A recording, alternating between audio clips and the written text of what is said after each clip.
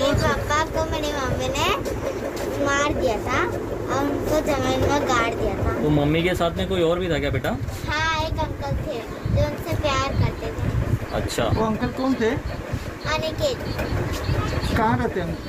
वो यहाँ घर था मेरा, वहाँ उनका घर था। अच्छा अच्छा, तो मम्मी हमेशा घर में आते थे? हाँ पापा को कैसे मारा मम्मी ने? हाँ, ऐसे कर छुरी से काटा था। तो रात में मारेंगे या दिन में? दिन में। तो आप लोग कहाँ थे? घर में ही थे? हाँ, तो आपको मम्मी ने कुछ बोला नहीं? कुछ नहीं बोला। हम लोग को यहाँ खड़ा करती थी और खुद अंदर वहाँ काट दी थी मार के। अच्छा, मम्मी ने आपको धमकाया था क्या कि ड्रम में डुबा के मारेंगे अगर बताओगी तो? धमकाए। क्या बोला था? क्यों? तुमको ड्रम में डाल के मार दूंगी। वो अपने पति को 2 बार मारने की कोशिश करती है लेकिन नाकाम रहती है। अब तीसरी बार में वो अपने पति को मौत के घाट उतार भी देती है। अपने प्रेमी के साथ मिलकर उसकी लाश को ऐसी जगह ठिकाने लगाती है कि घर वाले तो क्या, पुलिस वाले भी चौंक जाएं, पुलिस वाले भी सख्ते में आ जाएं, पुलिस वाले भी अचंभित रह जाएं।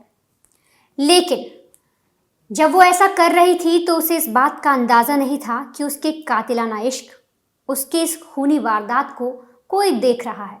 वो है उसकी 6 साल की मासूम बच्ची जो देख रही है कि उसकी कातिल माँ, उसकी खूनी माँ किस तरीके से उसी के पापा को बेरहमी से पहले मार रही है, फिर उसकी लाश को किस तरीके से छिपा रही है ताकि कोई उसे पकड़ ना पाए। ये तस्वीरें देखिए, इस वक्त खुदाई चल रही है एक किचन के अंदर।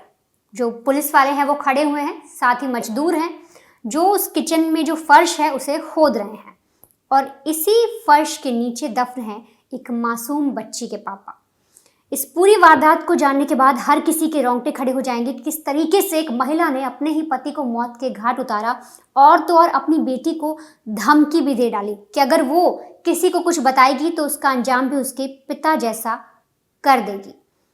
सबसे पहले आप उस छोटी बच्ची का दर्द सुनिए, उस छोटी बच्ची की जुबानी सुनिए किस तरीके से उसकी माँ ने बेरहमी से उसके पिता को मौत के घाट उतार दिया। मेरे पापा को मेरी मम्मी ने मार दिया था और उनको जमीन में गाड़ दिया था। तो मम्मी के साथ में कोई और भी था क्या बेटा? हाँ, एक अंकल थे जो उनसे प्यार करते थे। अच्छा, वो अंकल कौन थे? अनिकेत, कहाँ रहते हैं? वो यहाँ घर था मेरा, वहाँ उनका घर था। अच्छा अच्छा, तो मम्मी हमेशा घर में आते थे? हाँ पापा को कैसे मारा मम्मी ने? हाँ, ऐसे कर छुरी से काटा था। तो रात में मारेंगे या दिन में? दिन में। तो आप लोग कहाँ थे? घर में ही थे? हाँ, तो आपको मम्मी ने कुछ बोला नहीं? कुछ नहीं बोला। हम लोग को यहाँ खड़ा करती थी और खुद अंदर वहाँ काट दी थी मार के। अच्छा, मम्मी ने आपको धमकाया था क्या कि ड्रम में डुबा के मारेंगे अगर बताओगी तो? धमकाए। क्या बोला था? क्यों? तुमको ड्रम में डाल के मार दूंगी। तो सुना किस तरीके से ये बच्ची खुद बता रही है कि इसकी माँ कैसी थी, इसकी माँ किसी के प्यार में पड़ गई और इसी के पापा को किस तरीके से उसने मौत के घाट उतार दिया। दरअसल आप ये जो तस्वीर देख रहे हैं ये रईस और शाहिदा की है। शाहिदा और रईस दोनों की शादी साल 2012 में होती है। जो रईस है वो उत्तर प्रदेश के गोंडा का रहने वाला है, वहीं पर इसकी शादी हो जाती है शाहिदा से। अब कुछ काम करना था, पैसे कमाने थे, फ्यूचर प्लानिंग करनी थी कि घर कैसे चलाना है, इसके लिए ये दोनों मुंबई आ जाते हैं। मुंबई के दहिसर में रहना शुरू कर देते हैं। यहाँ पर एक कमरा किराए पर लेते हैं, वहाँ रहना शुरू करते हैं। जो शाहिदा है वो घर पर रहा करती, घर का काम करती, एक तरीके से होम मेकर का काम कर रही थी। साथ ही साथ जो रईस है वो रेलवे स्टेशन के पास एक कपड़ों की दुकान में काम करने लगा। ठीक ठाक जिंदगी थी। इनकी ज़िंदगी में 2 बच्चे भी आते हैं, एक बेटी आती है 6 साल की और कुछ समय बाद एक बेटे का जन्म होता है जिसकी जो 2.5 साल जिसकी उम्र हो जाती है। यहाँ तक सब कुछ ठीक चलता है। बेटी की उम्र 6 साल हो जाती है और जो बेटा पैदा हुआ उसकी 2.5 साल। यहाँ तक इनका जीवन सही चलता है, लेकिन धीरे धीरे जो शाहिदा है वो कुछ बदलने लगती है, उसके बिहेवियर में चेंज आ जाता है। वो कुछ बातें ढंग से नहीं करती रईस के साथ, क्योंकि शाहिदा की ज़िंदगी में दस्तक दे दी थी अमित मिश्रा नाम के एक लड़के ने। पास में ही रहने वाला एक लड़के से शाहिदा की दोस्ती हो जाती है, दोनों बातचीत करते हैं, घूमने फिरने भी जाते हैं और धीरे धीरे सिलसिला इस कदर आगे बढ़ता है कि जो अमित है वो शाहिदा के घर पर आना शुरू कर देता है। और अब जो अमित है वो शाहिदा के घर पर तब आता जब रईस घर पर नहीं होता, यानी जैसे ही रईस काम के लिए बाहर निकल जाता वैसे ही शाहिदा अमित को घर बुला लेती। दोनों एक साथ बैठते, अपने अफेयर को आगे बढ़ाते, रिलेशनशिप कायम करते और कई बार कुछ ऐसा काम भी करते जो उन्हें नहीं करना चाहिए था। अब एक रोज़ की बात है कि जो रईस है वो शाहिदा को देख लेता है कि इसका किसी और आदमी के साथ अफेयर चल रहा है, ये किसी और को पसंद करने लगी है। कई बार झगड़े होते हैं, घर में कलह मचती है। कुछ एक बार तो रईस ने समझाया भी कि देखो तुम्हारी एक बेटी है 6 साल की, एक बच्चा है, हमारा एक बेटा है, और हमारी ज़िंदगी में इस तरीके की चीज़ें ना हो, हमारी लाइफ सही चले, घर परिवार में हम लोग ठीक रहें, तो इसके लिए तुम्हें चीज़ें संभालनी होगी। अब तुम इस घर की मुखिया हो, तुम मेरी बीवी हो, तुम्हें ही आगे सारी चीज़ें सही करके रखनी है और अगर तुम ऐसा काम करोगी तो चीज़ें सही नहीं रहेंगी। लेकिन शाहिदा यहाँ भी नहीं मानी। उस पर इश्क का बुखार इस कदर चढ़ा हुआ था कि वो किसी भी कीमत पर अमित के साथ ही रहना चाहती थी। वो नहीं चाहती कि वो रईस के साथ रहे। इसके लिए वो 2 बार कोशिश भी करती है कि वो रईस को किसी तरीके से मौत के घाट उतार सके, लेकिन रईस बच जाता है। अब शाहिदा बहुत परेशान हो चुकी थी। उसे बस इतना लग रहा था कि वो किसी भी कीमत पे अमित के साथ ही रहना चाहती है।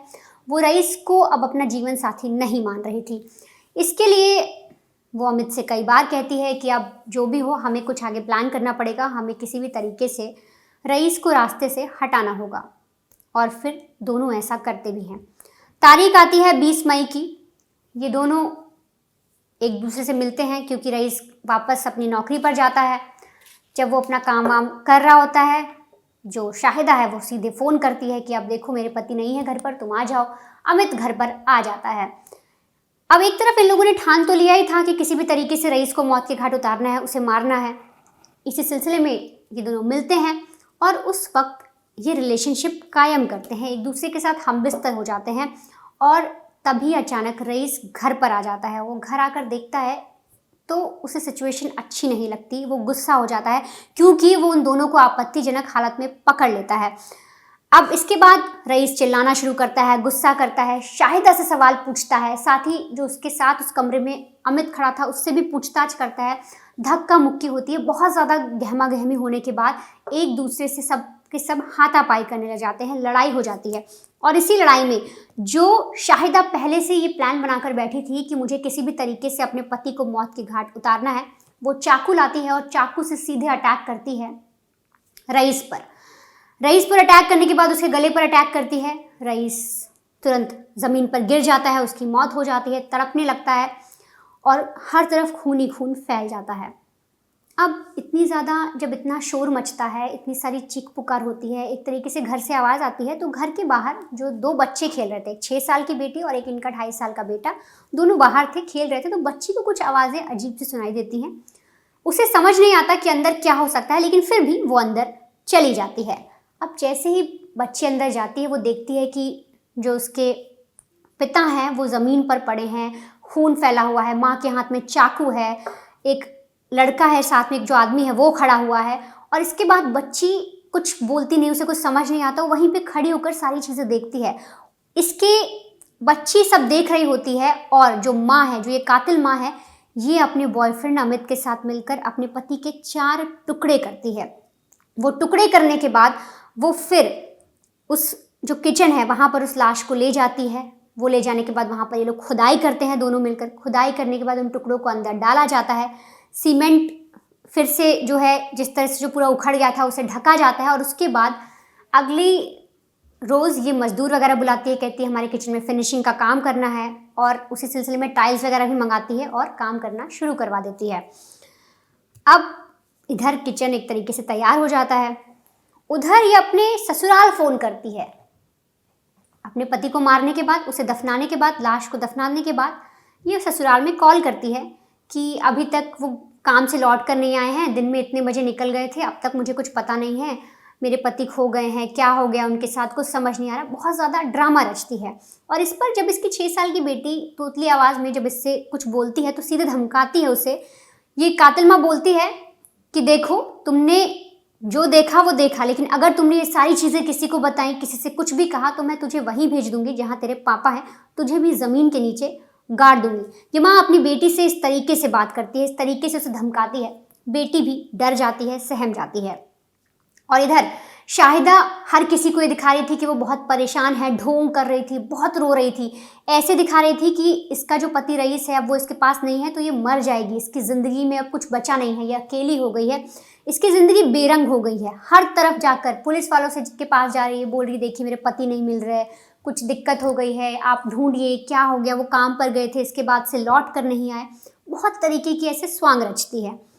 अब इसके बाद यूपी से जो रईस का भाई है वो और रईस की भाभी दोनों आते हैं। उन्हें लगता है कि आखिर क्या हो गया रईस के साथ, वो सहारा देने आते हैं शाहिदा को।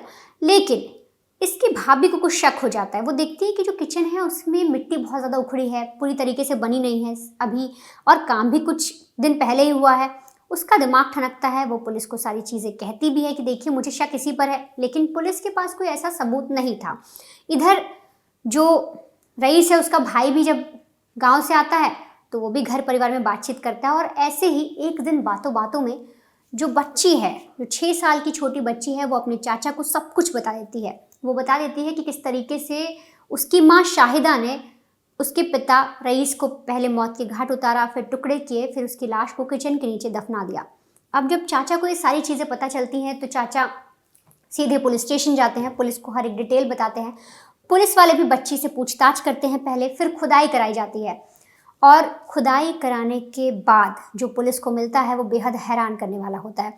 दरअसल शाम को 4 बजे खुदाई शुरू होती है और अगले दिन तड़के सुबह 3 बजे तक वो खुदाई चलती है और लगभग फर्श से 3 फीट नीचे तक पूरा खोद दिया जाता है। तब एक शख्स की उंगलियां दिखाई देती हैं। ऐसा दिखता है कि नीचे कुछ उंगली हैं। फिर बड़े आराम से और खुदाई की जाती है तो एक पूरी लाश निकलती है जो टुकड़ों में कटी है। और वो लाश जो है वो किसी और की नहीं बल्कि रईस की होती है, यानी शाहिदा के पति की। अब जब लाश निकलती है तो सबके सामने सारी चीज़ें क्लियर थी, पुलिस भी समझ जाती है। लेकिन शाहिदा को फिर भी पकड़ा जाता है, उससे पूछताछ की जाती है। शाहिदा पहले बहुत बरगलाने की कोशिश करती है, लेकिन पुलिस कहती है कि तुम किस तरह से इस बात को बताओगे कि तुम्हारे घर से एक लाश निकली, तुम्हारे पति की, तुम्हारे सिवा कोई रहता नहीं, तुम्हारी बेटी ऐसी चीज़ें बोल रही हैं, अब हमें हकीकत जाननी है। पुलिस की कड़ी पूछताछ के बाद जो शाहिदा है वो टूट जाती है, पुलिस को सारी चीज़ें बताती है। पुलिस को ये भी बताती है कि वो पहले 2 बार भी पहले अपने पति को मारने की कोशिश कर चुकी, लेकिन नाकाम हो गई। इस बार उसका बॉयफ्रेंड उसके साथ था, बॉयफ्रेंड का नाम भी बताती है और उसी की मदद से उसने अपने पति को मारा, साथ ही साथ टुकड़े किए, फिर लाश को गाड़ दिया। साथ ही शाहिदा ये भी बताती है कि हमने अपने जो मेरा हस्बैंड है रईस, उसको मारने की प्लानिंग मैंने अपने बॉयफ्रेंड के साथ मिलकर बहुत पहले कर ली थी और इसके लिए मैंने कुछ मजदूर को पहले ही बोल दिया था कि मेरे घर में इस तारीख को काम होगा किचन का, आप लोग को आना है, मैं इतने पैसे दे दूंगी। मैंने टाइल्स भी मंगवा के रख लिए थे, नीचे फर्श के लिए जितना सामान लगता है सब कुछ मंगवा लिया था इसी सिलसिले में, ताकि हम उसे आसानी से मारकर किचन में गाड़ सकें, और ये हमारा बहुत पहले से प्लान था। अब ये जानने के बाद हर किसी के होश उड़ जाते हैं। जब छोटी बच्ची ये सारी चीज़ें बताती है तो और भी ज़्यादा जो घर परिवार वाले हैं उन्हें भी सदमा लगता है कि किस तरीके से एक महिला ने अपने ही पूरे परिवार को बर्बाद कर दिया, अपनी अय्याशी के चक्कर में, अपने एक प्यार के चक्कर में, अपनी पूरी फैमिली, अपने बच्चों की ज़िंदगी और अपने पति को भी वो खा गई।